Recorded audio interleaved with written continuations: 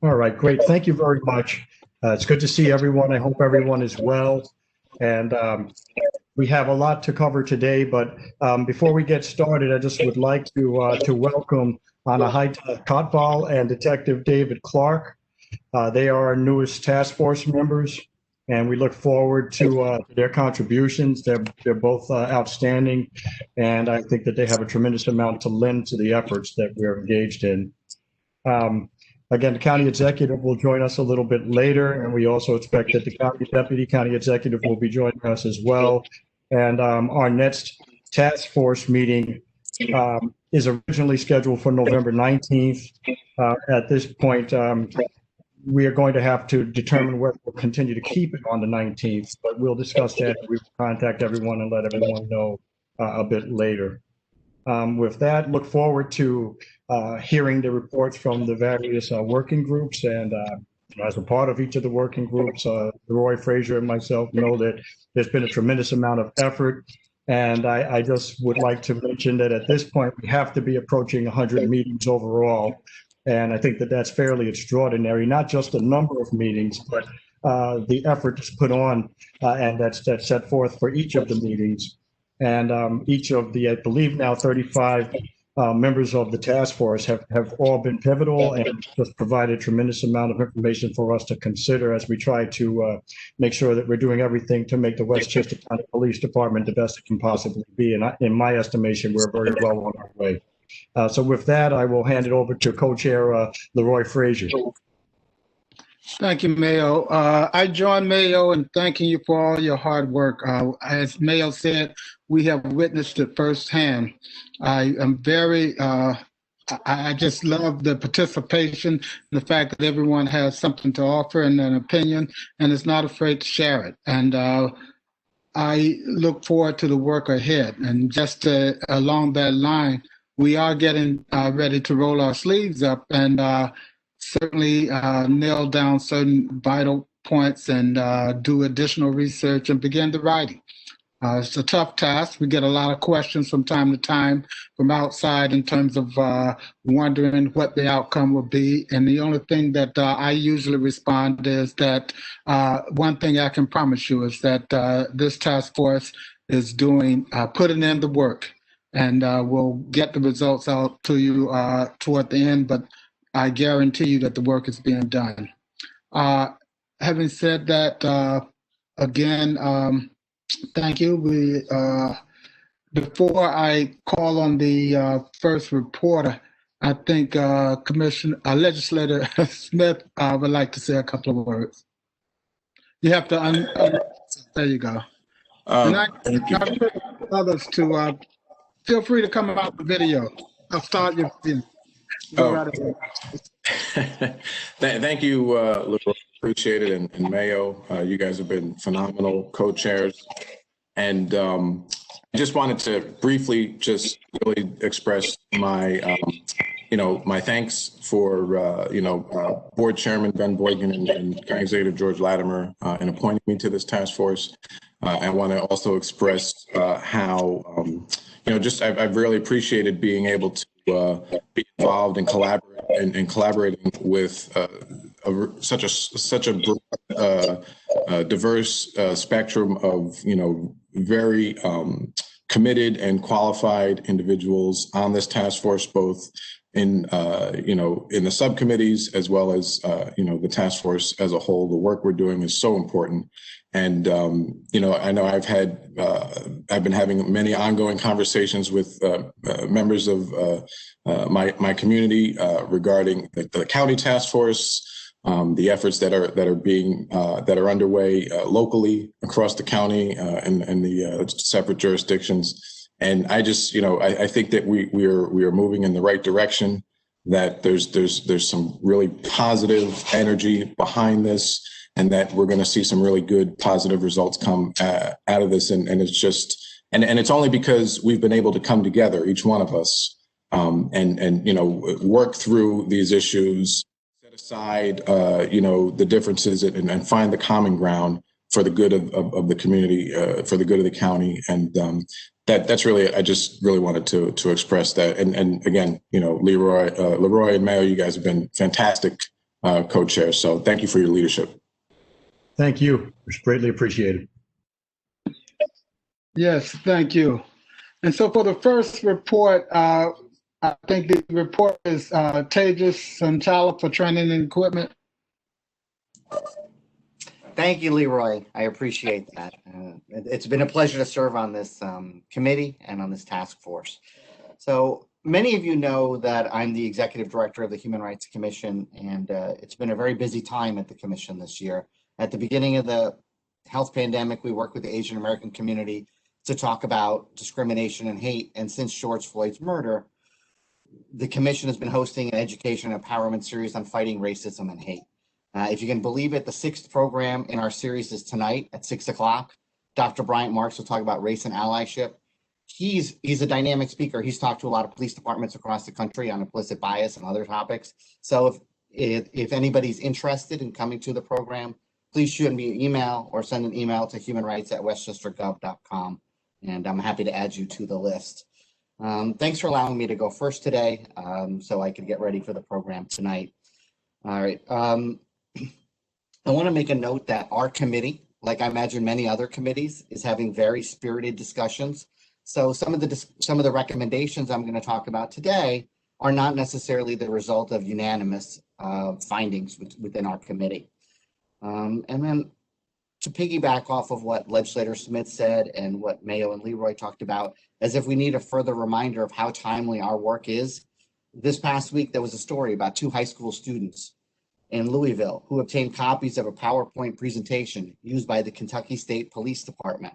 They reviewed the PowerPoint materials and found that they included quotes and references to Adolf Hitler in the training materials. Specifically, the PowerPoint referenced ruthless violence. And since the story's broken, the Kentucky State Police Commissioner has announced his resignation. I can share a copy of the newspaper article with the whole group if anybody's interested. So let me talk a little bit about what our committee's been doing. Our most recent meeting focused on the following specific topics. We talked about responding to bias incidents and hate crimes, cultural diversity, sexual harassment, implicit bias, and the duty to intervene, which is part of the ethics training. So just to give everybody some background on this committee, on the task force, according to the Academy's written materials, the Academy provides 787.5 hours of instruction time, plus 160 hours of field time. So that's a total of 947.5 hours of total time. The Academy's instructor, Lieutenant Alongi, has attended our most recent meeting, and I really want to commend him. His input has been incredibly valuable for our committee and its work. And it's worth pointing out the county's academy provides more training time than what's required under the state standards. If you look at what DCJS requires, they only require 699 hours of total instruction and field training time.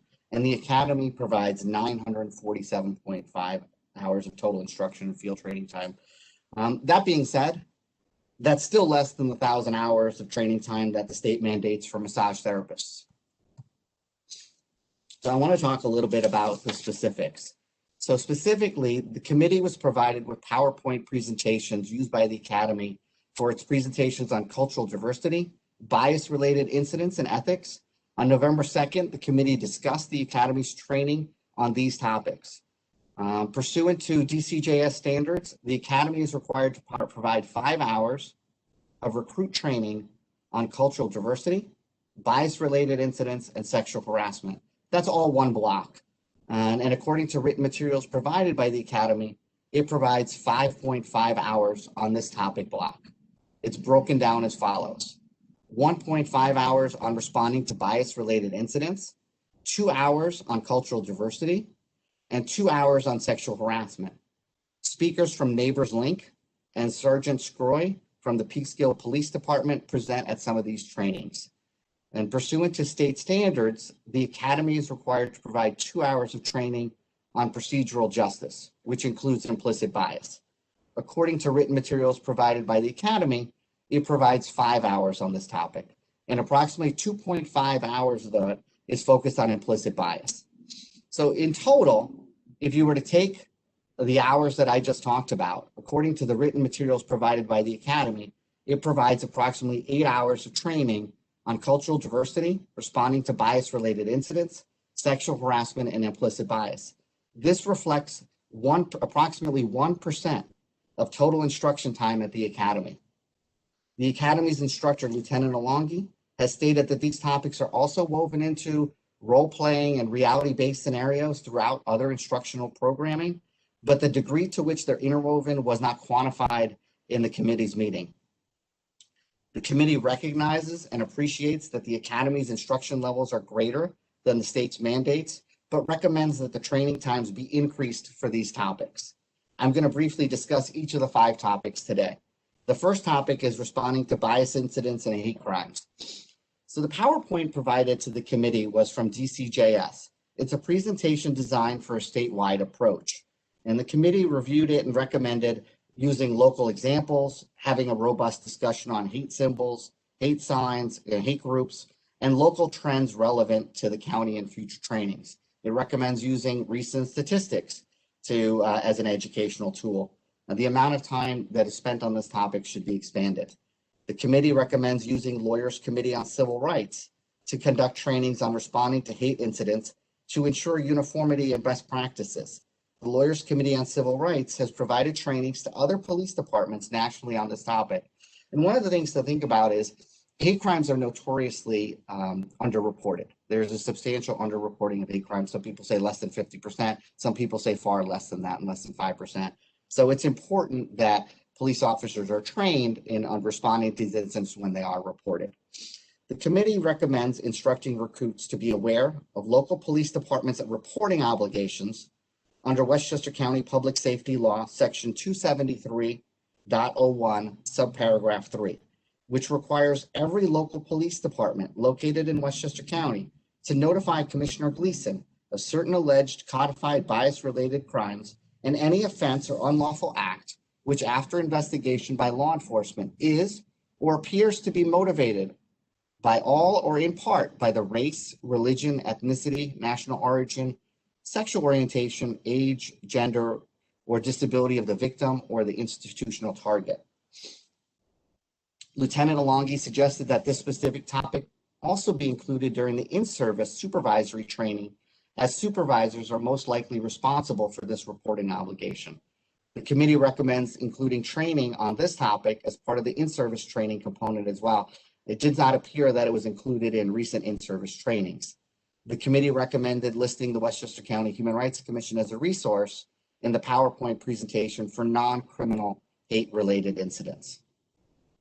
So I'm giving you guys a lot of specifics, and I'm happy to answer any questions at the end. Wonka, did you have something?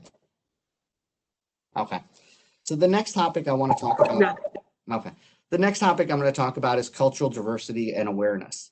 This training is primarily conducted by Neighbors Link, a local community organization, and Sergeant Scroy from the Peekskill Police Department, who does a training on LGBTQ sensitivity. The specific training time for this topic is only 2 hours. The training is limited in scope and does not address the myriad of cultures, religions, and ethnicities found in the county's diverse population of 1 million residents.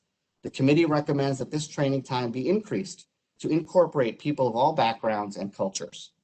Lieutenant Alongi discussed that since the committee's first meeting at the Academy's offices and its initial recommendations, the Academy is considering expanding training time for cultural diversity and awareness to 2 full days based on an NYPD training model. The committee and Lieutenant Alongi discussed details of this approach, and they're still being worked out. Lieutenant Alongi advised that he didn't believe that this increase in training time would increase the length of the Academy's course, and that he believed that time could be taken from other topics such as fingerprinting techniques. The committee recommends increasing the training time for this topic to 2 days and using the NYPD model and/or working with outside partners to ensure that all cultures, backgrounds, and minority populations are included. The next topic is sexual harassment. This is the third part of that 5-hour block that I talked about earlier. The committee was now provided with a PowerPoint presentation on the 2-hour block that the Academy does on this topic, but Lieutenant Alongi stated that the Academy follows the county's training protocols, and the committee is not aware of a need to increase this training block. The next topic is procedural justice, and part of procedural justice is the implicit bias component. Lieutenant Alongi typically teaches a 2.5-hour block on implicit bias during the academy to the recruits. He has completed the state's Train the Trainer program on this topic. And while the commission appreciates and recognizes the academy's training times are again greater than the state's mandates, it recommends increasing the training time for implicit bias. Lieutenant Alongi stated that since the committee's first meeting at the academy's offices and at our initial recommendations, the academy is considering increasing the procedural justice component to cover 2 days. This expansion would increase the amount of time for implicit bias training as well. And the final topic I want to talk about is ethics and bystander intervention training. Lieutenant Alongi discussed that there is a 1-hour component to duty to intervene training during the ethics piece at the academy for new recruits. And he said that the academy uses a New Orleans Police Department model called EPIC. And EPIC stands for Ethical Policing is Courageous. The committee had discussed using the Georgetown ABLE model, which stands for Active Bystander for Law Enforcement Training. Lieutenant Alongi suggested the committee continue looking at the Georgetown model and seeing if that could be used as a supplement for what the academy does right now. The Georgetown model is slightly different. It's not intended for recruits directly. It's more of a train the trainer model. So we're still looking to that as a potential supplement that could be used at the academy as well. So those are the 5 topics we looked at in our most recent meeting. And our work is still ongoing, and we'll continue to make additional recommendations. So I'm happy to answer any questions that anybody might have on these topics. Right now, there aren't any questions in the chat. However, if you do have any questions, please submit them there or let me know you would like to ask a question. Thank you. Tejas, thank you very much for the presentation. Very thorough, tremendous amount for us to digest, but I know you put a tremendous amount of effort into this report. So thank you very much, and thank you to the working group. Thanks, ma'am. Yes, thanks, Tejas. And I would just remind the rest of the task force, if you think of or have follow-up questions or want some clarification, we will have a copy of the report in the shared drive, and you can look at it and you can speak to someone in the group and share additional information that you feel could be helpful. I actually neglected to beg your pardon when I initially spoke, to let you know that I have to leave a little early today, maybe about 15 minutes prior to ending, because again, this type of work is expanded, and we're getting requests from throughout the county to speak. So I'm going to be speaking on not so much police reform, but the criminal justice at another forum immediately after this one also. That one begins at 5.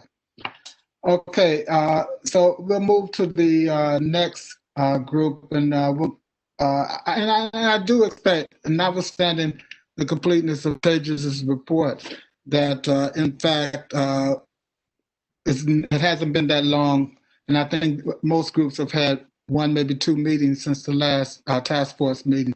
So we understand that this time there won't be as much meat as when we first came together 3 meetings ago, this being our 4th one.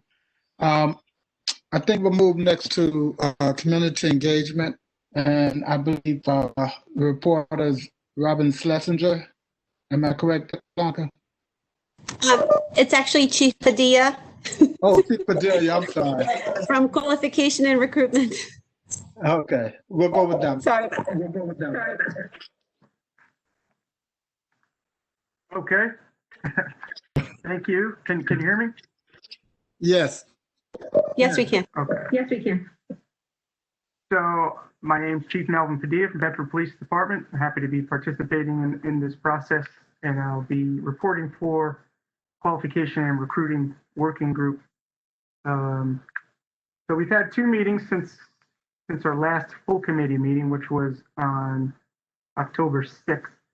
So our last 2 meetings were on October 22nd and October 26th. At our October 26th meeting, we had the privilege. Actually, first let me say that our committee had shrunk a little bit.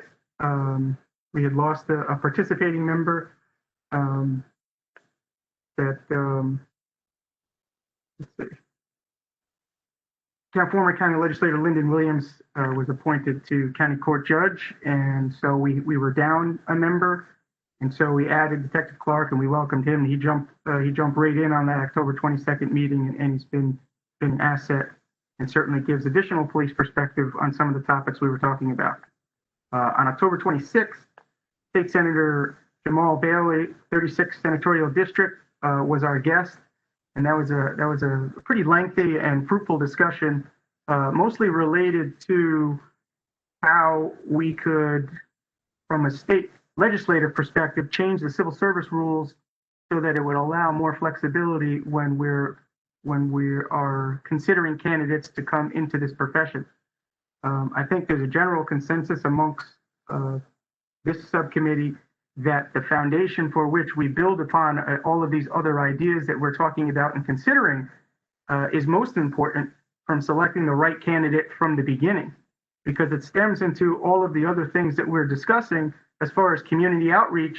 The messenger matters, and so if we can be more selective, if we have a lot more flexibility with bringing the best and brightest into this profession, then we can utilize those spokespeople to further kind of shine light on a noble profession and hopefully attract more and better qualified candidates, more so than just a lucky Saturday, as some would characterize it as achieving a very good score on a civil service test does not in and of itself create a situation that it's going to be an effective and professional police officer. So some of the other things that were discussed during that meeting with the senator were the idea of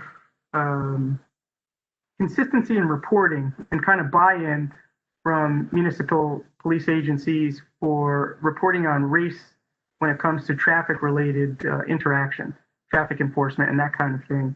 And one of the things that had come up was the large majority of police agencies are reporting their traffic enforcement data to the state via a program called TRACS.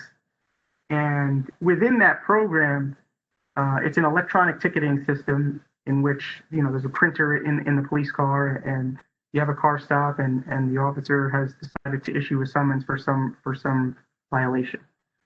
It's all electronic, it's put into a computer, it gets printed out on paper, that's what's issued to the motorist. But the reporting of that activity from the municipality to the state is most often via this system called TRACS. Within there's a section where you can put the race, which I might add is the best guess of the officer on the scene, since we can't ask the motorist what their race is. The best guess based on visual, what they see, can be put in a box that's in this system. Now that's in ours, for instance, in Bedford, that box was grayed out, so we weren't even able to put information into that box. If we were able to get consistency and make that a mandatory box, then in a de facto way, since most agencies are reporting utilizing this system, we would get large buy-in, and we would get the data that many are looking for to track the activity as it relates to race when it comes to traffic enforcement. But those were two of the things from kind of the state side of the process that would help in some of the challenges we're looking at and some of the frustrations we're finding in looking for data related to that kind of statistic. Other key issues, overall qualifications and recruitment were, as I opened with, it's primarily dictated by the civil service rules as it relates to test scores and reachability. Right now, when I have the opportunity to speak in whatever public forum, I try and educate those listening as to the process for civil service and how it's very restrictive, especially when we're talking about the lack of diversity in policing, specifically with Westchester County in general, Westchester County agencies. There's 43 different police departments within Westchester County. And of those 43, there's probably 36 or 37 agencies that pick off of one civil service exam. And with the civil service rules in New York State that limit it only to 3 or more in any one score, creates a situation in which, because the test lasts for 4 years, and so all of these different agencies are picking off of this one list. So if you have more than 3 candidates in any one score, you can't talk to the next score down. So right now we are in the 4th year of the current civil service exam. And I know our purpose here is to specifically talk about the Westchester County Police, but they experience the same thing that all other agencies within the county experience with regard to the restrictions associated with this list. And so right now we're 4 years in, and it got extended because of COVID. So there'll be a 5th year added to this one list. There are only a handful of higher scores left. So we have 36 different agencies right now that can only select from like 11 candidates. I have 350 additional candidates for the next score down that I can't even speak to. I can only speak to these 11 candidates that have the one score. Right now we're in the 90s. And so that becomes extremely restrictive, especially from a diversity perspective, because we can't talk to any additional candidates. So we can't impose this viewpoint that we don't have enough diversity if we don't first look at the rules in which we have to operate under in order to select different candidates. In addition to that, there are 3 different civil service lists in which to participate. One is the local list, one is the general list, and one is the Spanish-speaking list. But you can't use the local list and the general list simultaneously. You have to pick one or the other. And once you pick one, you're stuck with that choice for the entire life of the exam. So that becomes extremely restrictive when we're talking about wanting to select officers that are part or have been part of the community in which they're serving. Because in municipalities such as the town of Bedford, there's 18,000 residents. The local list may only have 15 or so candidates. And on that list, there might not be a very good match from using any metric, not necessarily just looking from a diversity standpoint. And so if I were to select that list, I'd be locked into that for the next 4 years. And I have 8 officers that are retiring this year, by the end of this year alone. And just think about how restrictive it would be to only pick from a list of 15 and have to pick 8 people off of that list, and then have to speak to the standards in which we upheld to select those to become part of our community, part of our policing community. And it becomes very frustrating. Some of the other things is changing the narrative regarding Black and brown communities and the negative impact and stigma that they believe regarding becoming a police officer. But I think when we speak to that challenge in itself, success is credibility. If we create a situation in which there are more models, more minority models of success within this profession, and we give the true and genuine belief that minorities have a chance to excel and move up the ranks within this profession, then that will in and of itself create a bit more attractive package for more minorities to get involved. I can say, as it relates to myself as being one of the few minority chiefs within the county, and to my knowledge, the only Hispanic chief at time, it has assisted with not recruiting, but attracting more potential applicants to sit before me to apply for the job. And we've been able to be, for an agency of our size, we've been able to be pretty diverse. We also talked about the need for more robust implicit bias training, recruitment of officers, as I just touched upon, lack of diversity, which I touched upon, which largely is, in large part, not solely, but in large part, is due to the restrictions, civil service restrictions imposed. Community policing, adding things such as Citizens Youth Police Academy, and perhaps interagency cooperation with some of their training programs. Detective Clark had shared that the Mount Vernon Police Department implicit bias training is pretty robust and thorough, and he offered that to be available for any other agencies to be able to take a look at as a template and kind of create their own in-house. Also practice test and tutoring to prepare for the test, and that is available. There's a company called PTS, which is the most common one that I'm aware of, police tutorial services, which assist with becoming proficient in some of the skills necessary to do well on the entrance exam, which it's a lot of skills that that are practiced, meaning with reading comprehension and different things like that. There's not necessarily anything specific to study for. It's more so a skills related test as it relates to reading comprehension, memory retention or memory recall, and different things such as that. For some initial recommendations, we're creating the possibility of school curriculum for people in underrepresented communities to create a program or lesson plan in schools like the Youth Police Academy to get credit for it, for instance, in a BOCES type program. But once again, this would require some tweaks in the civil service rules. So just weight these recommendations with that as an asterisk next to your mind. A proposed TCRB for the county, which would oversee all municipalities. Now, we weren't necessarily looking specifically at that. That's probably more relevant for the accountability subcommittee, but it did come up as a topic of discussion within our committee, within our subcommittee. Something that did come up as a point of discussion was the perceived lack of diversity with regard to supervisory positions within the Westchester County Police Department.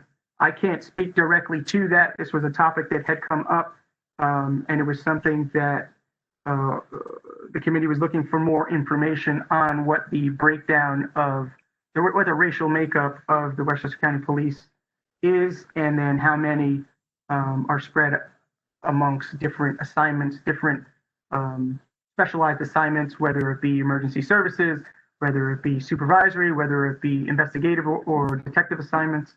That information was asked.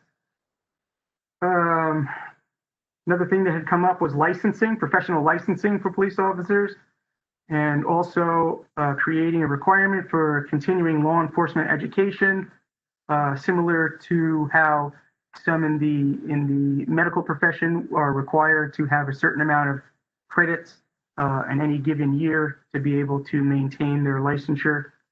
Something that I saw that had come up, I was unable to attend the last full committee meeting, but a question that had come up was, should we explore requiring a minimum amount of formal education, such as 2 years in college or some type of college degree?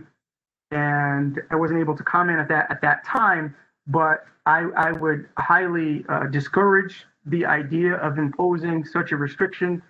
That would be counterintuitive to what I was speaking of before about wanting or needing more flexibility with who we are interviewing and who we're bringing into this profession. If we add another restriction on top of the restrictions that already exist, I think in turn we're going to reduce the amount of people that we have access to interview and not expand it. And I think right now what I'm saying we absolutely need is the ability to expand the pool of potential candidates so that we can create much more professional, much more diverse, much more deserving of wearing the uniform. Findings on racial breakdown of every police department. We had talked about that, but something that may not be common knowledge is every agency is required to report to the state DCJS, Department of Criminal Justice Services, on an annual basis. It's called the New York State Uniform Crime Report. And within that, there is a report called the Personnel Characteristics, which is broken down by race and ethnicity, both sworn and civilian. And all agencies are required on an annual basis to report to DCJS with that breakdown. So that could be a resource for information that I know many within this committee and beyond have been looking for as far as the racial breakdown of municipal agencies throughout the state. That can be a place to get more information. Something else that came out was the discussion of the STAT Act, which was recently passed.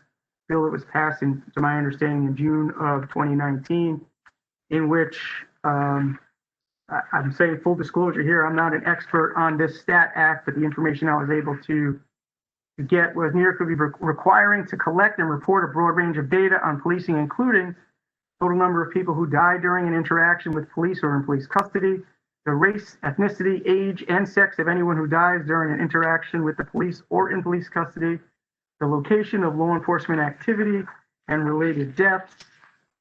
And I think I'm missing a page here, but bear with me while I pull up this website. The data would be collected and published monthly on public websites of the Division of Criminal Justice Services, which I mentioned earlier, DCJS.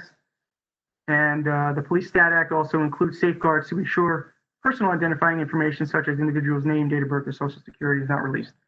So I got that information on NewYorkSenate.gov. If you Google Senate passes Hoylman's Police Stat Act, you can get more information on that. But I believe some of what's in that is relevant to the discussion at hand. Other than that, I just think, once again, it's important to kind of reiterate that a lot of the ideas and topics and ways in which we are looking at reform, it's important to build upon a proper foundation. And to the extent that we can really expand our ability to speak to and attract the best and brightest and the up and comers that are interested in this profession, then I think we'll be able to bring better officers in, better recruit officers in, better new officers in, to kind of instill the new age of policing into them from day one. And then I think that future problems can be avoided, such as we're experiencing nationwide. With that being said, I'm open to any questions or comments that anyone might have for me as it relates to this committee. Okay, thank you very much, Chief Padilla, for the comprehensive report. Really appreciated it. There have been a couple of questions in the chat. I'll put them out. I think, Chief Padilla, they're related to the track system that you were speaking of, and perhaps you would know, you can get opine or certainly let us know whether or not there's a yes or no to any of them. There were a couple of questions that really centered around whether or not how we can gauge the accuracy of the report. Are you guys hearing the feedback I am? Yes. Yes. I have no idea where that's coming from. Mayo, you asked the questions, maybe it won't be there. All right. Hold on one moment. I'm getting the same thing. Okay. If you're not speaking, if you could mute yourselves, please. Yeah. Those who are not speaking at this point, please. Okay. Now that is. No, it's not. Can you see the chat box?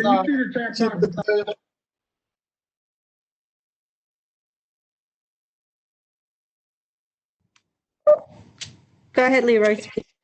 Oh, Chief Padilla, are you able to see the chat yourself? I can see the chat box, yes. Okay, well, as you can see, there are a couple of questions regarding how you engage the accuracy. You know what I'm going to suggest, Leroy? I'm going to suggest that we just open it up. If anyone has particular questions, let them ask the question. It'll probably be easier than trying to scroll through the list of that exists in the chat. I see that Legislator Smith had a comment, I believe. If that's correct, Colin, please ask your question of the chief.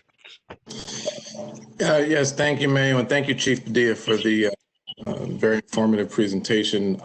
The question's been batted around a bit since you've been talking, or since I asked it, really. But my initial question was just because you had said that the reporting on race has to do is largely a matter of an individual officer's sort of best guess. And I mean, like in everyday life, I think that's how we all sort of do it when we're interacting with folks. But from a more analytical perspective, in terms of getting this data for the purpose of analyzing it and crafting policy around it. I guess you know, the more accuracy, the greater accuracy, obviously, the more informed we will be, and hopefully more effective. So are there, and there's been some suggestions in the chat box. So I guess my question was, is there any suggestions regarding how to you know, maybe gauge when your officers are interacting with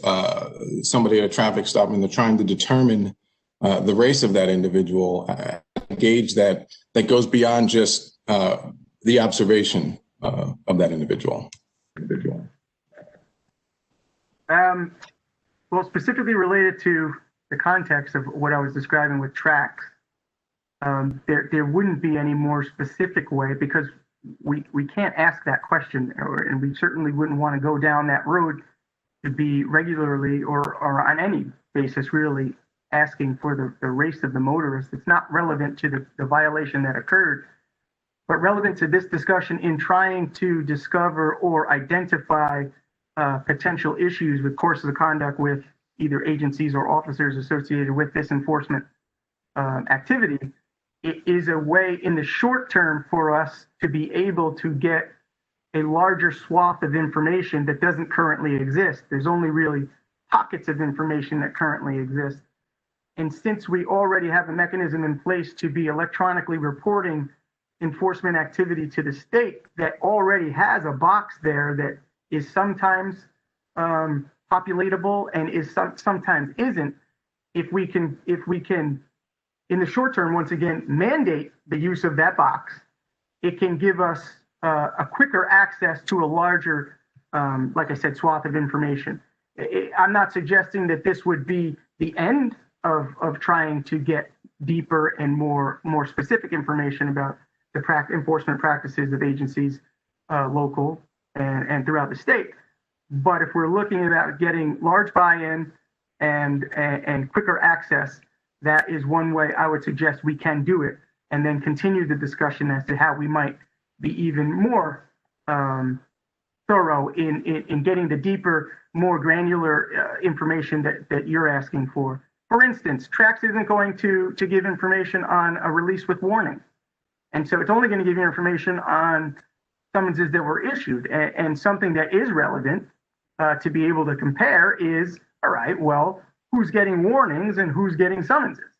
And so that is the one step further that I'm talking about, that more discussion has to happen as far as how we can do that and how we might be able to get a kind of a clearinghouse of information so that a comparison can be made amongst, you know, the entire region and not just, you know, neighboring agencies or singular agencies. Hopefully that answers your question, because it's kind of complex. No, thank you very much. There was one follow-up question, which is whether or not Trax records information if a search is done after the stop, and whether that's broken down by race or contraband recovered and that sort of thing.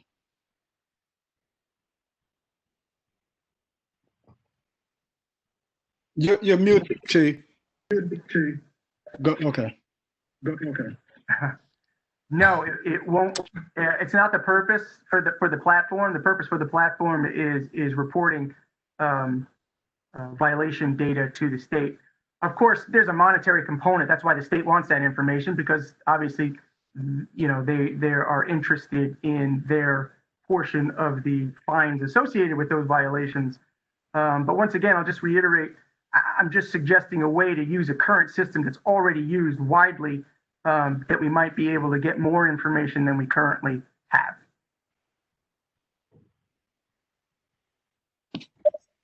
Thank you, Chief. I will mention that the also spoke to whether or not it's supposed to put race on a license, but I think that's a larger issue that will go into that will require additional research, because I'm sure that might have been thought of at the time it was and has been discussed before, and that's something we can look at a little bit further within committee. And I would just suggest that one of the things we might want to contemplate is having a voluntary option for someone to identify. As you see quite often when people are on applications, would you like to discuss your race, your gender, or would you like to opt out? And that way there's no forcing someone to participate in a way that may make them uncomfortable. And the final thing I would point out, that's also in the chat, something that we found a lot when we're looking at things in terms of what the county already does. And Commissioner Gleason points out that county PD already captures and records age, sex, race on all traffic stops. And that's been doing that for the last 20 years. Our next report would be Deputy Commissioner Rayner from Policies and Procedures.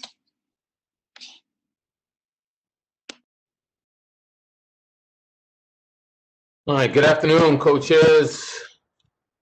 Good afternoon to my fellow Policies and Procedures Working Group. Since the last full task force meeting, the working group for Policies and Procedures met once. That was on the 2nd of November. No guest speakers since last reporting. With respect to our key ongoing actions, we continue to discuss as a group how policies and procedures are generally created and overseen in the police department. We are currently reaching out to CALIA, which is the Commission on Accreditation for Law Enforcement Agencies, in order to learn more about national accreditation. Specifically, how their standards are determined and what work has CALIA done to propagate this accreditation. Additionally, what is the process for accrediting a training facility, such as the Westchester County Department of Public Safety's Police Academy? And what could be done at the county level to encourage all municipalities in Westchester to achieve this accreditation? My group plans to meet with Mr. Jeffrey Deskovic in order to discuss his experience as a person wrongly convicted, having served numerous years for a crime he did not commit. And as a group, we'd like to have a discussion with him to see how some of his experiences may relate to the county police's policies and procedures, and what changes may come out of that. The group is also working to assess whether supervisors, to include those field training officers, are they sufficiently held accountable for the actions of those whom they supervise? And so that's some of the things that we're working towards getting some answers to. And hopefully prior to the next full task force meeting, we'll have some of those answers. With respect to some of our recommendations, in February of this year, the District Attorney's Office released names of police officers deemed to have credibility issues as a result of their testimony in court cases or based on some other action. With respect to a recommendation, the group believes that once a notification is made to the police department, an internal affairs investigation should commence immediately, with findings at the end to conclude whether or not the officer's name should in fact appear on that list.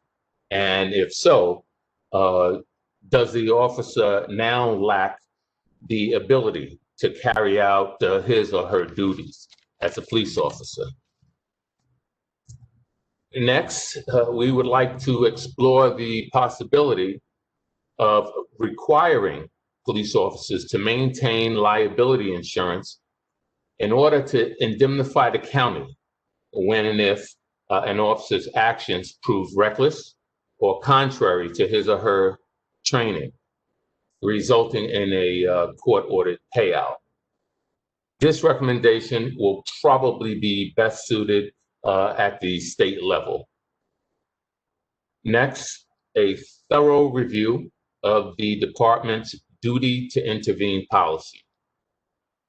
We would like to consider expansion of the policy beyond use of force.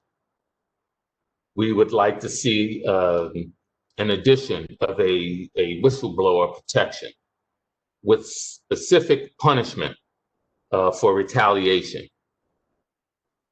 It's been recommended that any retaliation towards a whistleblower should be viewed as a criminal act in nature and referred to the office of the district attorney. Next, we were looking at some of the training at the police academy, and we had a discussion on whether or not we could include a block of training entitled de-escalation techniques. This course should mirror the instruction given by the county corrections department and take place under their guidance at the Department of Corrections. We also looked at a policy which would mandate full-time police academy instructors to periodically work patrol duties in order to maintain a personal knowledge and oversight of the application of the training that's given at the academy. Instructors can then gauge what training is working and perhaps what training needs to be modified, or perhaps some sort of reinforcement of the training needs to be done while they're working side by side with some of our patrol officers. We've also spoke about expanding the current policy regarding criminal investigations to address the issue that we've been hearing a little bit about, that being citizens being handcuffed based solely on the officer's assertion that he's doing it for officer safety while he speaks to an individual. We think we may have to look further at that to see if there is some sort of way we can address that in the policies and procedures. Also, we were talking about the establishment of a countywide civilian complaint review board or some other type of civilian board which would investigate allegations of police misconduct. Now, with respect to some of the opportunities that we see, the County Police Department of Public Safety can present itself as a model for other municipal police departments and offer technical assistance to those departments. Implementing national accreditation can save money on liability insurance. Officers trained through nationally accredited agencies are also given significant career prospects. Accreditation can also strengthen grant applications, which can ultimately increase funding for the police department. Implementing policy changes at the police academy can positively impact the policing services of other municipalities throughout the county. Some of the challenges we observed, number one, is always costs, the costs associated with national accreditation. Officers in Westchester are oftentimes familiar and friendly with one another as they frequently pass through departments, collaborate across municipal lines, and train at the academy together. This makes detecting incidents of misconduct more difficult and may impede any challenge to the current police officer culture that we experience here in Westchester. With respect to things currently working, the Department of Public Safety has a diverse array of programs and training, which, if properly supported and implemented, could create a model policing agency for others to follow. And of course, the public safety community policing model that we currently have in Mount Kisco has tremendous potential. And that pretty much concludes our discussions since the last meeting as a full task force. If there are any questions of me, I'll be happy to answer them.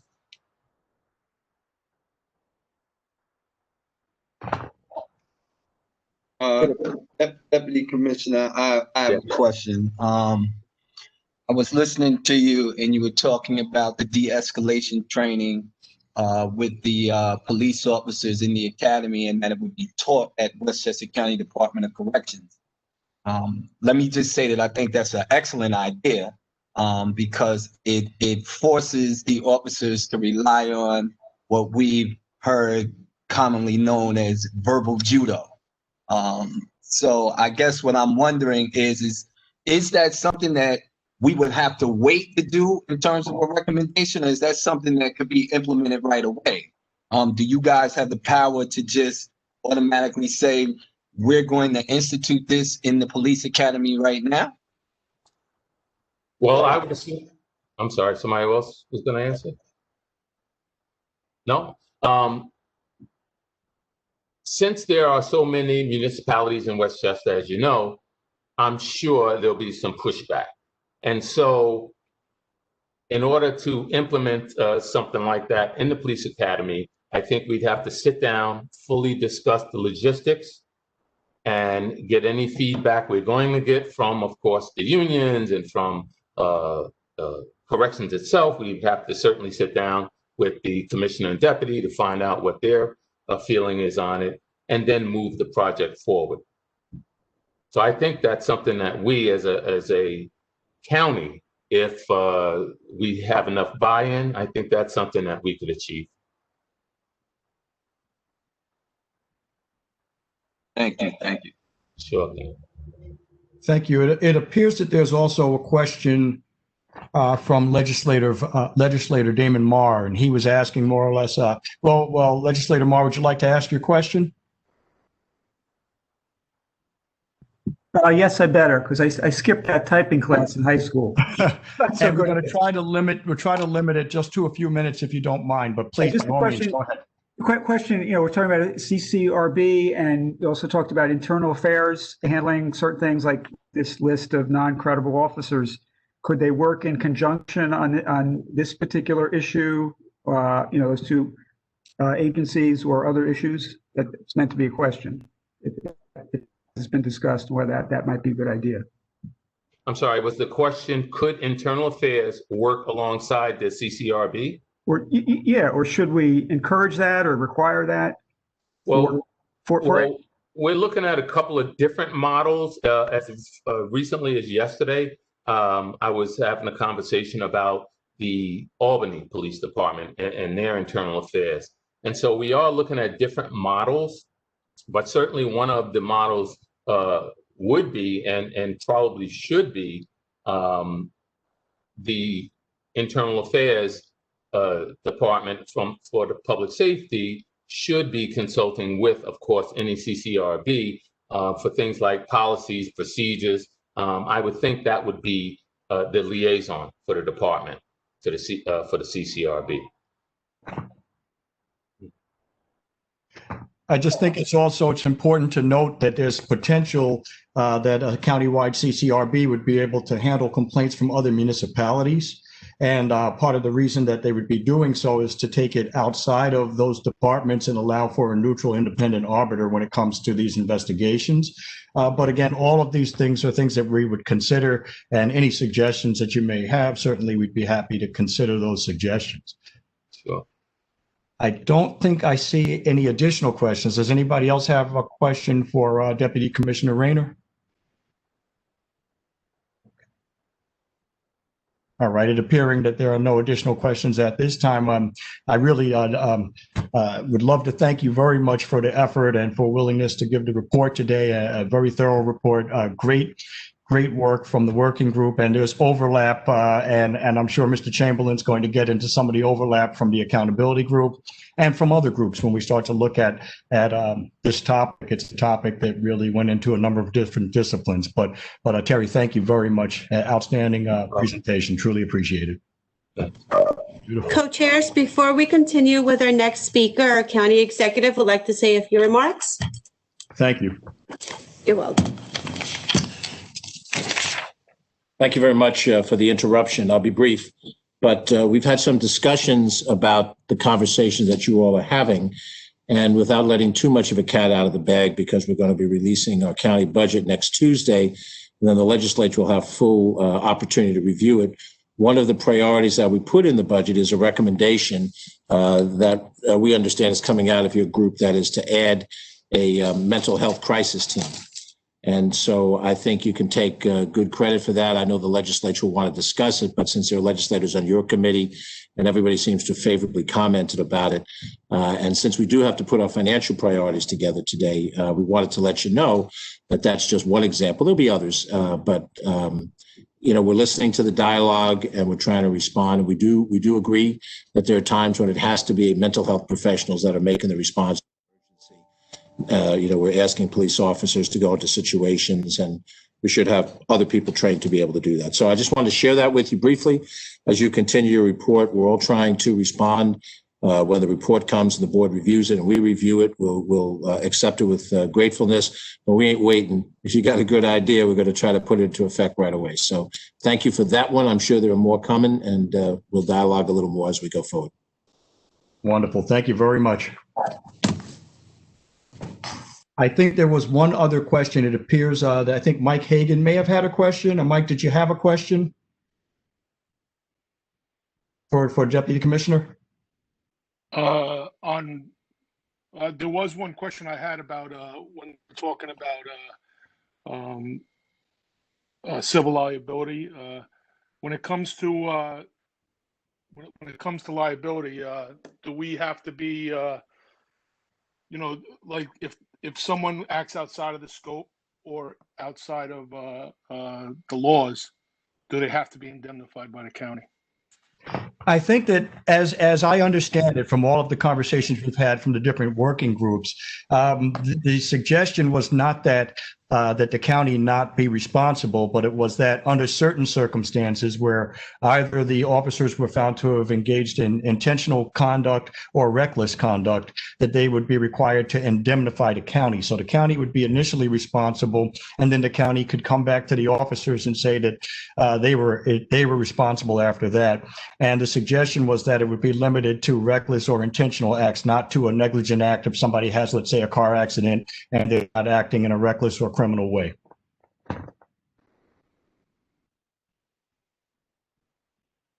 Does that answer your question? I guess I just don't think the county is on the hook for intentional acts as it is. So. Well, the county as it stands right now is, and the county would actually, so for instance, if there was a use of force, excessive force, and a jury found that the officers were liable, ultimately, the county generally covers it. There's not respondeat superior, which is a legal term. I don't want to get into that right now, but the county generally pays, and after that, the proposal here would be that the officers would then be responsible. And that's something that's being considered right now, certainly not an immediate deliverable. Okay. Thank you. Are there any additional questions for Deputy Commissioner Rayner? Okay. So with that being said, Deputy Commissioner, I hope you're ready for your questions, because this is your opportunity to get back at Kenneth Chamberlain. It's his turn to present on behalf of the Accountability Working Group. So I introduce Kenneth Chamberlain Jr. I don't know what this get back thing is all about, but you know, good afternoon, everyone. My name is Kenneth Chamberlain Jr. I am with the Accountability Working Group. I am also one of the founders of the Westchester Coalition for Police Reform that was founded in 2012 after the killing of my father, Kenneth Chamberlain Sr. So for me to be a part of the Accountability Working Group it's very, very near and dear to my heart. And I think we have a very great group working together. We agree to disagree, but at the end of the day, we come together and we find that gray area on the subject matter that we're discussing. Our last two meetings were October 13th and October 26th. And as a group, we met with County Legislator Chris Johnson to look at possible laws that could be drafted in terms of holding officers accountable. And we also met with the immediate past president of the National Association of Civilian Oversight and Law Enforcement, Mr. Brian Core. We thought it was very important to have a conversation with him to get his perspective on civilian oversight. So what we are seeing is this nexus between accountability and transparency, and we acknowledge the public's interest in an independent and open process when it comes to police misconduct, brutality, and criminality.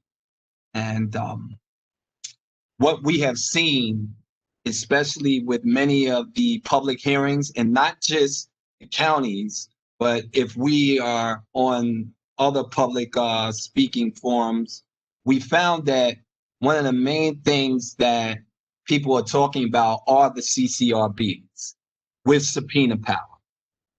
But our group believes that a county-run review board would serve as the gold standard, and which in turn, we need to find a way to encourage the municipalities to buy into that. So this multi-jurisdictional review board we refer to as the Office of Police Accountability. And it would have subpoena power, of course. We would have independent investigators and resources to hire independent investigators that are separate and apart from the police municipalities. Of course, there would be a point of contact inside those departments, but we believe that we have to have the investigator cannot have any ties to the department that they are looking into, or the officer or officers that are being investigated. In addition to that, the department would also have department for whistleblowers to report misconduct, malfeasance, and nonfeasance by law enforcement and colleagues throughout the county. And of course, along with that, we talk about data, because what we find is that when we start looking into situations like this, there has been no real data until as of late, people are starting now to really compile it. And one of the things that we also looked at, and I think is very important, is an offenders registry as far as police officers are concerned. And that falls into the data department because it would be on the municipalities to make sure that if you have officers that are guilty of some type of misconduct, brutality, and criminality, and you're saying that this is a consistent pattern, or they have been let go from their departments, they need to be in this system. So another municipality won't look at this officer and then hire this officer on their department, which we've seen happen in other states. And then that officer, worst case scenario, gets involved in something else criminal, or worst case, kills somebody. We believe that, some of these recommendations, in our opinion, are definitely in line with not rebuilding trust with the community, but building trust with the community. Because we have to ensure them that these investigations are being handled properly. Now, of course, when we start talking about oversight, one of the things that, and the reason why we want the buy-in from the other municipalities, is because what we've heard and what we'll always hear is, where's the money coming from to do all of these different things? So if you have one centralized unit that's overseeing all the municipalities in terms of oversight, in my opinion, that should be cost effective. And now we also know that as far as some of the challenges, we know, and just like the deputy commissioner said, you know, you'll get that kickback. And especially when we're talking about oversight or civilian oversight, and you're looking at kickback from police municipalities and maybe even some cities. And because my opinion, and I'm not speaking for the group at this point in time, is that it shouldn't have to take the governor to mandate something in terms of reimagining or reinventing a law enforcement so that, you know, the rule of law applies. It shouldn't have to take the governor saying that. These cities and these municipalities should already be ready to do things like that if Black Lives Matter. And we know that unfortunately, even after the governor has done what he's done and given these mandates and put all of this stuff out there, that we still see people losing their lives. So what we're doing is we're really trying to put together this blueprint, and, you know, and we have to get the buy-in from the other municipalities. But one way that that's going to happen is that we have to have policy that is consistent across the board. You can't have Greenberg having one policy when it comes to something, New Rochelle having something different, and Mount Vernon having something different. Every policy has to be in line, and that's how you'll get the accountability. And we know that all of this stuff is recommendations and ideas, and, you know, creating these big think tanks, and no one has the right answer to what effective oversight is, but we think this is a step in the right direction. And also, you know, as far as what is currently working right now, Westchester County Police Department is definitely providing us information, you know, that we can look at. And when we ask questions or we ask for something, we definitely get it. And Brian Core from NACOL has presented us with a great PowerPoint that we would be willing to share with any of the other groups if they want to see it. Those are the bullet points, without me being too long-winded. And I guess now I will open myself up to any comments or questions that anyone may have. At this point, I recognize Deputy Commissioner Terrence Rayner.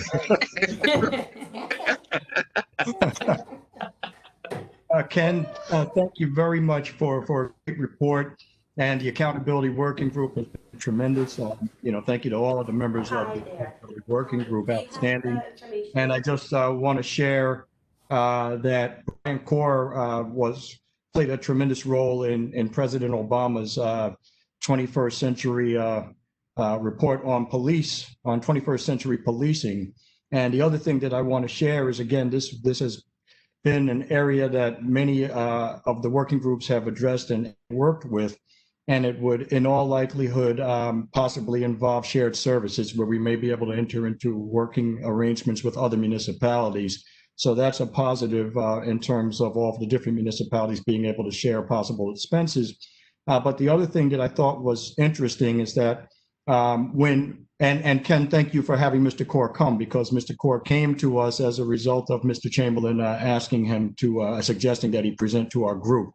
But one of the things that he mentioned as we started to talk about this this countywide model of CCRB, or police accountability, and the name would still have to be determined. If we were able to successfully achieve this, it would be the first in the United States. We'd be the first county in the United States to have a similar body. Right now, it's us in Allegheny County in Pennsylvania that are exploring it to their knowledge. So I just think not that we're racing to be the first, but the fact that it seems that we are on the right move in terms of what we're looking at, and certainly willing to consider what's being done elsewhere. So I want to thank everybody from this working group. Ken, absolutely thank you very much for agreeing to give the presentation. I thought it was a phenomenal presentation. And does anybody else have any questions for Mr. Chamberlain? Okay. I don't see any additional questions at this time. Thank you again. And at this time, we will move on to Robin Schlesinger. And one moment, please. And Robin will be giving the report for our Community Engagement Working Group. Thanks, Mayo. Can you hear me? Yes, thank you very much. Okay. Very good. I'd like to briefly report out on the activities of the Community Engagement Working Group, which met on the 14th and 29th of October. We had guest presentations from Sergeant Dress and Captain James Greer from Public Safety, and they were presenting on the role of school resource officers, which I'll talk a little bit more about in just a moment. The key issues and needs that were primary in our discussions: first, expanding the principles of PACT, P-A-C-T, which you may recall stands for Police and Community Together, and applying this to other communities, starting with Cortland. And this was identified in a memo prepared by Supervisor Pugliese. And I think many of you know that Cortland also has its own task force for this purpose. And the supervisor mentioned a need to improve communications between police and the community. So the principles identified were the following: to work in partnership with the community to address their particular needs in a direct and open manner. And the terminology that we were using was asset-based community organizing. I think that was important terminology. Community policing and community outreach should be structural and included in a manual if it is not already there, to show that the department is committed to this important component of policing. Also, funding for community engagement programs need to be consistent. So, for instance, PACT's program is fully funded by NeighborsLink. So, County Executive Latimer, if you're still in the room and you hear this, please take note. That's another budget opportunity that we have. School resource officers. There isn't enough data at this point from communities that have school resource officers in their districts. So we with this dearth of information, we still were able to glean the following. Training provided for school resource officers. We have these following questions. Does it prepare them for the role working with youth? Is it enough? Do they have enough training? Or can or should they receive additional training, for instance, to become certified counselors, to expand their roles? We had specific questions, for instance, regarding the school resource officers and the participation of youth in social media, because we recognize the importance of social media in the activities of youth today. Moving on to another key issue, the public perception of the Department of Public Safety's image, and balancing their role as the county police department versus their role as the local police in both Mount Kisco and in Cortland. So there was a review of municipal websites for Mount Kisco and Cortland, and do they provide enough information on public safety's roles in these communities? And we didn't think so. That's one of the issues that was cited. And does the public at large understand the role of the department? So these are issues that we were able to identify as a working group. Do we need to do branding? That's a big question out there. And what is the presence in social media? Is it to inform the community, to be proactive, or simply to announce the department's accomplishments? Final key issue, evaluation of police officers and their role in the community they serve. So we should be including questions on community engagement in evaluation forms for these police officers. Moving on to initial recommendations. First, and I think this is going to contain some overlap with some of the other groups that have presented, provide implicit bias training and intercultural competency for all officers, no matter where they serve. And these trainings obviously should be quite frequent. The second recommendation, and I personally favor this, strongly is training in these areas should be done in tandem with actual experts. The training offer should be a team approach between experts in these topics and law enforcement. I'll digress. Personally, as someone who does training on behalf of a community organization, the Loft, I believe that if we were to do training in tandem with the police, because they've got the expertise in law enforcement, we've got the expertise in the LGBTQIA plus community, I think it would be far better than having someone internally do that type of training.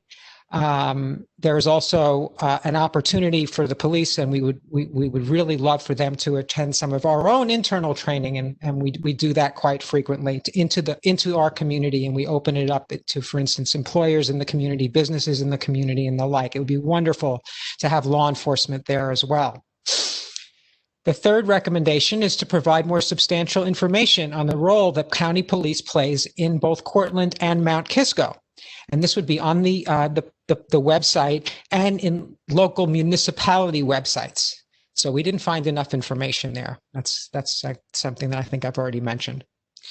The fourth recommendation would be to obtain data and feedback from community and school community on the role of school resource officers in these school districts to identify the strengths that they possess and also identify areas of improvement. And then finally, to review the department's social media purpose. So we already talked about that a little bit, and specifically in the area of branding. Okay.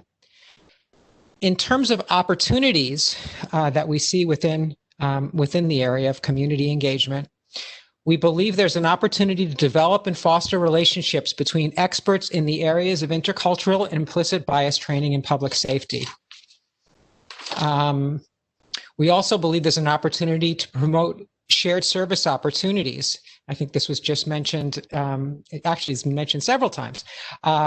So school resource officers, the creation of a civilian or citizen complaint review board, community engagement opportunities and technical assistance to other local police departments. So again, we've got a lot of overlap, and community engagement seems to cover many of these areas. Third, strengthen and promote importance of community policing, a very important concept that we've heard a lot about, and community outreach by evaluating officers in this area and fostering support for officers who want to carry forward in community engagement programs. We've talked about cloning these officers. We're not scientists, but we know good people when we see them, and we love them, and we want more of them. What are some of the challenges that we've observed? Funding, okay. County exec, I hope he's listening. We need to strengthen the training in the areas mentioned in order to attract these outside trainers. So I'm sure that there are 501c3s, there are volunteer organizations who do this as part of their mission. They do need to offset some costs. So there is definitely some funding needed to do this. I'm sure that cost is very affordable. We need to sustain community engagement programs in partnership with local municipalities and/or nonprofit organizations. We need to allocate additional time and training schedules to provide constant training to every officer annually. And we need to obtain buy-in from municipalities to join in these mutual efforts. I'm coming to a close. What is currently working? Public safety has experience fostering relationships with local communities and school districts, and public safety definitely has a presence in social media. And with that, I think there's just one particular material resource that the Community Engagement Working Group wanted to mention, which is engagement-based policing, the what, how and why of community policing, Major City Chiefs Association, which was published in 2015 that we have as a resource. And I will do the best I can to answer any questions that anyone may have, and I would encourage anyone else who's on the working group to also feel free to chime in. Robin, thank you very much. Tremendous job, outstanding report, and a tremendous amount of effort. And I thank everybody on the working group. And as you said, there is a lot of overlap, but the beauty of it is that each working group seems to approach it from a slightly different perspective as well. I think it gives us a complete picture when we look at everything together. But thank you very much for your willingness to give the report today. My pleasure. And thank you, Blanca, for being the glue that holds this whole activity together, really. Absolutely. Thank you very much, Blanca. Does anybody have any questions for Robin? I see that Dr. Harris Madden did have a more of a comment that Mount Vernon had an SRO program. And so there were a number of SRO programs that exist around the county. And, you know, they operate differently depending on the community, but we certainly would take all of that into account. If anybody has any information they want to share, we're certainly happy to look at that. Did anybody else have anything that they wanted to add, or any questions, any observations? Mayo, thank you for reading my comment. I just wanted to add, since Detective Clark is now on the working committee, he would be an excellent resource as he was once an SRO. Absolutely. Thank you very much. Beautiful. Okay, and so that's outstanding. If there are no additional questions at this time, I believe Legislator Terry Clements is available to give the final presentation. And that would be with respect to the Transparency Working Group. Okay, I am here. Beautiful, thank you. Okay. All right, WebEx forever, that's all I'm gonna say. All right, so yes, we did a lot of work in the transparency. Can everybody hear me? Okay, let me show myself. That would be a lovely thing. All right, there we go. All right, so during the meetings that we had, several meetings in the transparency subcommittee group, we talked and worked very hard to figure out how we could have policies and procedures, adjudication of civil complaints and misconduct brought to, for procedural justice reasons, brought to the public, and actually making policy and protocols available to the public to provide, you know, transparency when people have issues. I think the biggest step that we made recently was to have Commissioner Thomas Gleason, who provided us with a lot of information about updated apps and other policies that they have that they're willing to share. And also, it was very good that we had a Lawrence Otis Graham attend, who is the chairman of the police board, to give us some real insight about how that works. So we have in our working group,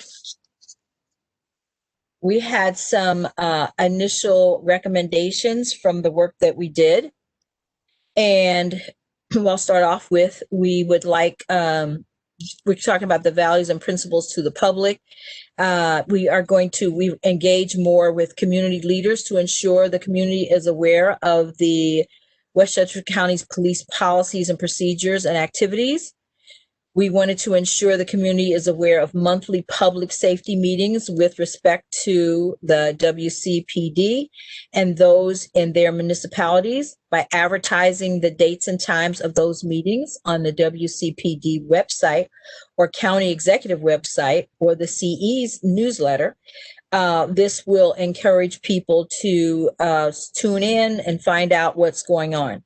Having police officers make contacts with civilians to ask if there are any issues or concerns is also good. We're very concerned about and instituting and making sure that every police officer or a vehicle has a body cam or dash cam, which is also very important in terms of transparency. The civilian complaint board is built in online system for filing of complaints in favor of, as well as complainants against police officers. So it's a two-way street. You can definitely contact them for a positive thing, because you can also have a positive experience with a police officer, or if there is a problem. Also, there's a way to have a FOIL request to ensure such requests are not cost prohibitive for the public. That's been set up. Information initiative, ensuring as much non-confidential information as possible is available to the public on the WCPD website, including but not limited to the training manual, the policy manual, in which use of force policy is stated, dates and time of public safety meetings for the county, as well as links to local municipalities and other non-confidential document reports, which is generally provided via FOIL requests. So there are a lot of things that we're putting up, and also we're already on the website that were available to the general public. Special needs registry, online, email, or in-person system by which a resident may inform the Westchester County Police Department that they have been such a person residing in their home should a police officer be dispatched. In other words, if there's someone with a mental problems that they have, someone that has other kinds of physical limitations or mental limitations, so that they're made aware so that they don't come to the house and misinterpret the behavior of that individual. Additional recommendations, a transparency of policy procedure to the public. So, we also are providing implementation ways in which to convey to the public what WCPD does and how they do it. This includes, but is not limited to ensuring that public knows that the WCPD policies and procedures are allowing the public as stakeholders to participate in the development of the department's policies and procedures. I know that you've already talked about this already, talking specifically about SROs in schools, which were designed to build relationships between the students and the community. Also, and you may have already said this, the SROs are also a good resource to provide a model for students that may be interested in law enforcement careers. Well, also, when Commissioner Gleason came, he talked about the implementation of the police app. The police app is presently being vetted by information technology. The police app will provide, among other things, various information about the department, alerts about activities, and most wanted persons. The department should still have information available on the website, but this app could be very useful. All right, so we also have some possible recommendations that we discussed, but not necessarily consensus on everything, still working on them. Transparency within systems of adjudication of civilian complaints and misconduct. Procedural justice includes, among other things, the public being made aware of police officer complaints and how they are handled and resolved. There has been a robust discussion surrounding whether the department can further the goals of transparency in regards to civilian complaints. The issue seems to center around whether providing reports to the police board regarding civilian complaints furthers the concept of procedural justice, i.e., how does reporting to the police board provide the public the opportunity to view the process and its results and the rationale thereof. There's still a perception of lack of accountability. We're not sure if we need to continue that discussion. It is important to note that the police board gets involved only if there are charges, specifications, and most civilian complaints are settled before reaching that stage. The notion of making annual reports to the police board readily available to the public is a step in the right direction. For example, like on the website.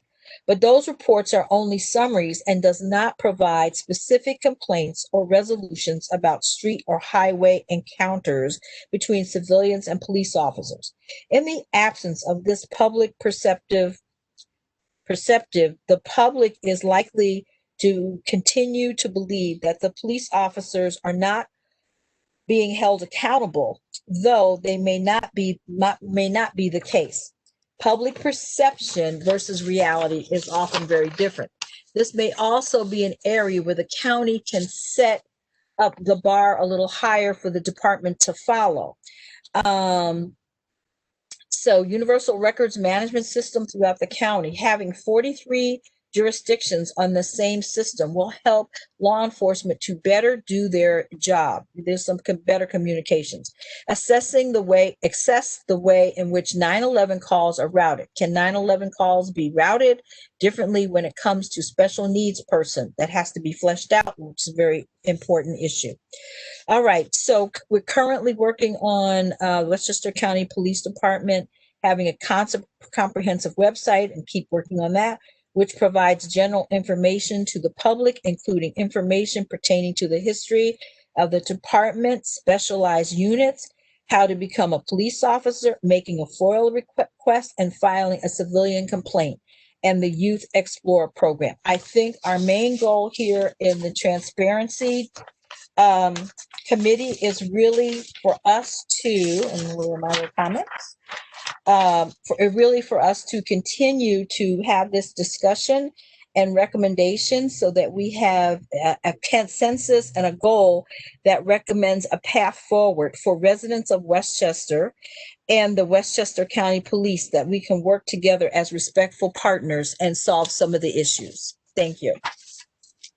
Legislator Clements, thank you so much. Phenomenal presentation. And again, thank you to everyone from the working group. Just a tremendous amount of effort, lots of meetings, and outstanding positive back and forth that allowed us to see a number of different perspectives. So I appreciate that tremendously. I know you were struggling a little bit with the technology earlier too, so thank you for, we know it was a bit of an issue, but thank you. Does anyone have any questions for the legislator?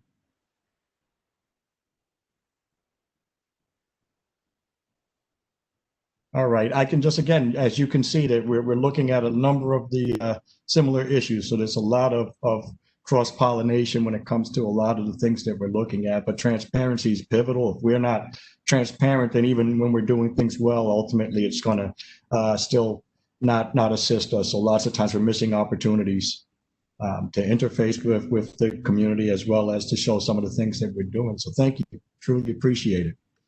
Okay. At this point, I want to take just a few minutes. First of all, I want to thank all of our liaisons. They've been phenomenal, and they really have, along with Blanca, been the glue to what we're trying to do. And it's not easy when you start getting into these chain emails of 25 down. You're trying to figure out where things actually are. So I take my hat off to you. So, Copper, Crane, Sherilyn Pulver, Perry, truly appreciate everything.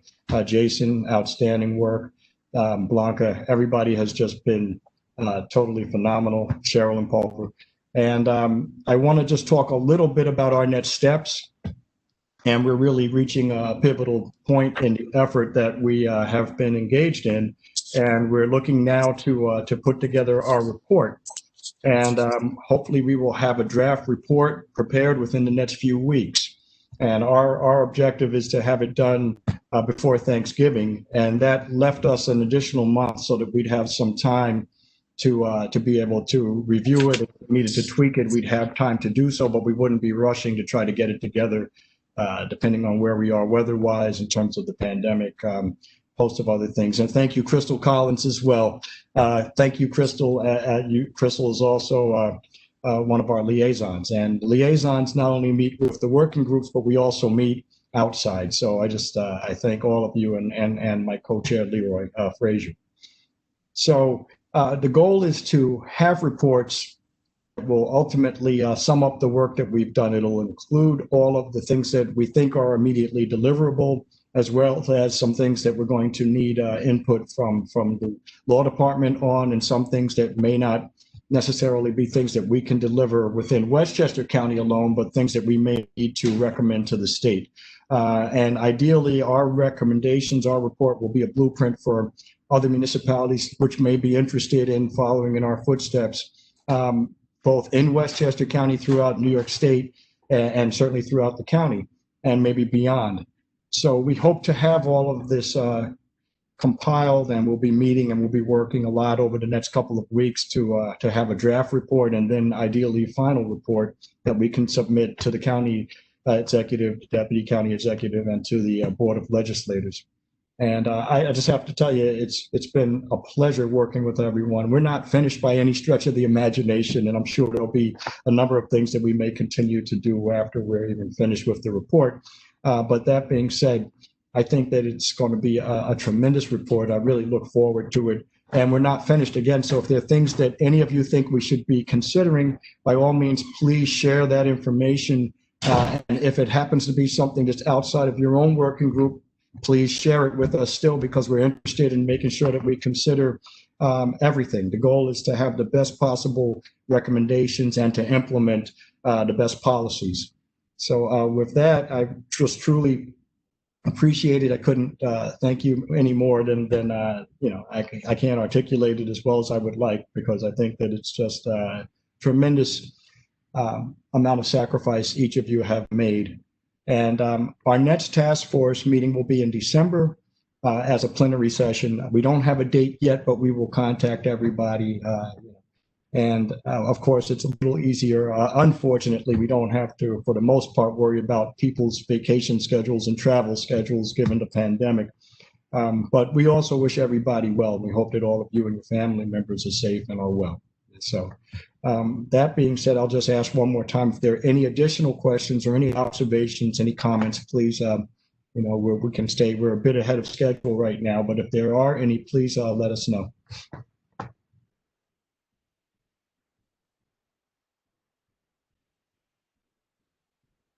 All right, not seeing any, I thank you all. Thank you so much for everything. And I look forward to seeing you all in the near future. And be well, everyone. Have a wonderful evening. So long, Mayo. So Thank long, you. everyone. Be well, everyone. Thank you all. Thank you. See you soon. Take care. Well done. Thank you. Thank you. Bye. Beautiful. All right, end event.